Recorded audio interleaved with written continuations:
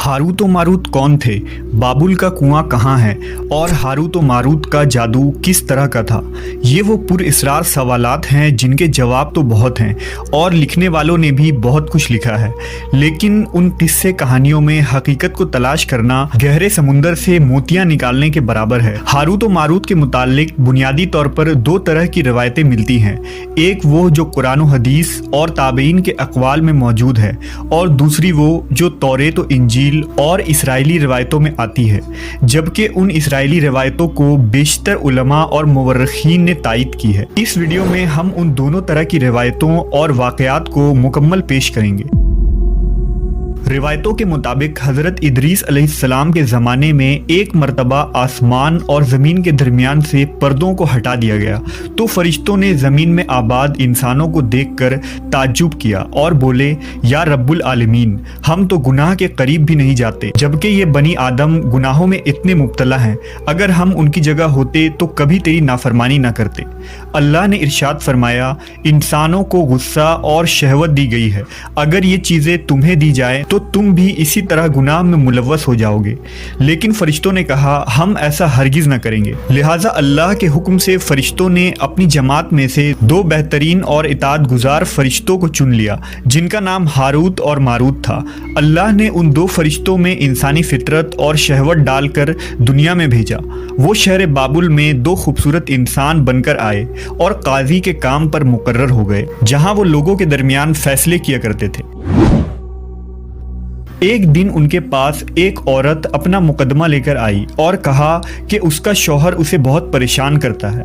Harut व Marut ने जब उस औरत को देखा तो वो उसकी खूबसूरती और हुस्न से मरऊब हो गए और उस पर आशिक हो गए। उन्होंने उस औरत से जिना की ख्वाहिश की तो औरत ने उनसे कहा, तुम्हारी ये ख्वाहिश मैं तभी पूरी करूंगी जब तुम बुत की पूजा करो, शराब पियो या मेरे खाविंद को कत्ल कर दो।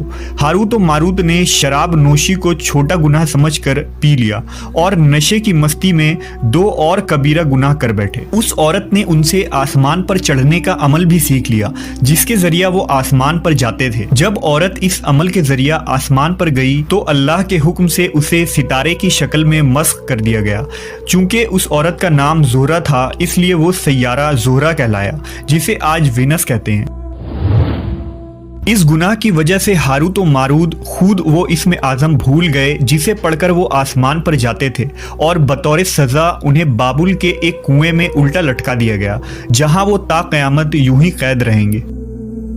ये एक इसराइली रवायत है जिसे इमाम इब्न कसीर और फ़खरुद्दीन राज़ी जैसे मुफस्सरीन अफसाना और मन घड़त कहानी करार देकर सख्ती से रद्द कर देते हैं। वहीं इमाम सयूती जैसे उलमा इस रिवायत को मुस्तनद मानते हैं।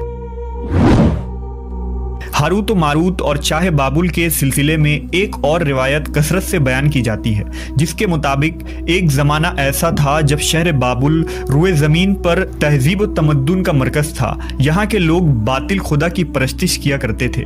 ये लोग अपनी किस्मत उनसे वाबस्ता समझते थे, इसलिए इल्म नजूम और इल्म फल्कियात में बड़े माहिर थे। उनके बुतकदों में सितारों की पूजा की जाती थी। ये लोग जादू, तंत्र मंत्र, सिफली को बहुत अहमियत देते और इस इल्म के जरिया मुआशरे में खूब फसाद फैलाते थे। ये लोग तिलिस्म, जादू, तंत्र मंत्र में बहुत आगे बढ़ गए। उनमें बड़े बड़े जादूगर मौजूद थे। उनकी तारीखी किताबों में जगह जगह जादू और तंत्र मंत्र ही नजर आता है। उनका जादू दूर दूर तक मशहूर था। मुख्तसर ये कि उस शहर का बाशिंदा होना ही जादूगर होने की अलामत थी। जब हज़रत सुलेमान अलैहिस्सलाम की हुकूमत आई तो आपने उन लोगों को इस शिरकिया अमल से रोका और उनकी सहर और जादू की किताबों को एक जगह जमा करके अपनी अजीम कुर्सी के नीचे दफन कर दिया, ताकि इस फितना अंगेज इल्म का जड़ से खात्मा हो जाए। जब सुलेमान अलैहिस्सलाम की वफात हुई तो शैतान ने उन किताबों को दोबारा खोद कर निकाला और लोगों से कहा कि सुलेमान पैगंबर नहीं था, बल्कि उन किताबों के जरिया हुकूमत किया करता था। लिहाजा हवा में उड़ना, जिन्नात पर काबू और सुलेमान अलैहिस्सलाम के गैर मामूली मुआजिज़ात दरअसल जादू और सिफली का अमल था। बनी इसराइल ने उसकी पैरवी की और उन किताबों को पढ़ना शुरू कर दिया। लिहाजा दोबारा ये शर अंगेज इल्म इस कौम में सुरायत कर गई। अल्लाह ने सुलेमान अलैहिस्सलाम पर लगाए गए इल्ज़ाम और तुहमत की नफ़ी करते हुए सूरह बकरा में फरमाया है, اور انہوں نے اس چیز کی پیروی کی جو شیطان سلیمان کی بادشاہت کے وقت پڑھتے تھے، اور سلیمان نے کفر نہیں کیا تھا لیکن شیطانوں نے ہی کفر کیا۔ لوگوں کو جادو سکھاتے تھے، اور اس چیز کی بھی جو شہر بابل میں ہاروت و ماروت 2 فرشتوں پر اتارا گیا تھا، اور وہ کسی کو نہ سکھاتے تھے جب تک یہ نہ کہہ دیتے کہ ہم تو صرف آزمائش کے لیے ہیں، تو کافر نہ بن۔ لہذا جب یہ سحر کا علم بابل میں عام ہو گیا اور لوگوں کی تکلیف اور پریشانی کا باعث بن گیا، تو اللہ نے 2 فرشتوں کو انسانی صورت میں مامور کیا کہ وہ جادو کے عوامل اور اسے باطل کرنے کا طریقہ لوگوں کو سکھائیں تاکہ وہ جادوگروں کے فساد اور شر سے محفوظ رہ سکے۔ لیکن یہ تعلیمات غلط مقصد کے لیے بھی استعمال ہو سکتی تھی۔ حالانکہ وہ فرشتے لوگوں کو تنبیہ کرتے تھے اور ان کے لیے صراحتاً کہتے تھے کہ یہ تمہارے لیے ایک طرح کی آزمائش ہے، لیکن پھر بھی وہ لوگ ایسے کاموں میں پڑ گئے جو انسانوں کے لیے ضرر اور نقصان کا باعث تھا۔ بعض عربی داستانوں میں اس کنویں کا ذکر بھی ملتا ہے جہاں کئی لوگ پہنچے اور ہاروت و ماروت سے ملاقات کر کے جادو کا علم بھی سیکھا، جبکہ بعض مورخین کا کہنا ہے کہ عراق کے شہر حلہ کے قریب ایک کھنڈر میں موجود قدیم کنواں ہے جہاں سے بابل کی سرحد شروع ہوتی تھی۔ یہ اس کنویں کو ہی چاہے بابل قرار دیتے ہیں۔ بہرحال اس واقعے سے یہ سبق ملتا ہے کہ سفلی اور جادو ایک شرکیہ عمل ہے، مگر یہ کہ اس کا استعمال فساد اور شر پسندی کے خاتمے کے لیے کیا جائے۔